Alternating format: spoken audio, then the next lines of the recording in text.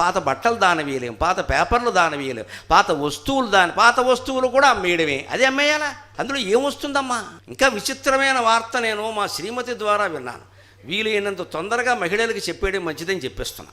జుట్టు రాలిపోతుంటే ఆవిడైనా వేలికి చుట్టి తెలిసిపోయింది, నేను చెప్పక్కలా. చుట్టూ చెత్తపుట్లో ఎక్కడో వేస్తూను ఈ జుట్టు కూడా తీసుకుని స్టీల్ గిన్నెలు ఇస్తారట. అయ్య బాబో, ఇది వేదం కంటే గొప్ప మాట అన్నాను నేను. నీకెలా తెలిసిందన్న? ఎవరో యూట్యూబ్లో పెట్టారండి. యూట్యూబ్లో ఇటువంటి దరిద్రపు విషయాలా? ఇది కూడా అమ్మేయాలా? రాలిపోయిన జుట్టు అంటే ఎంత పిసినుగొట్టుల్లో వ్యవహరిస్తున్నామండి మనం. అంతగా జుట్టు కొనేవాడు వస్తే ఇచ్చేయండి దానం. తిరుపతిలో వదిలేయట్లేదా?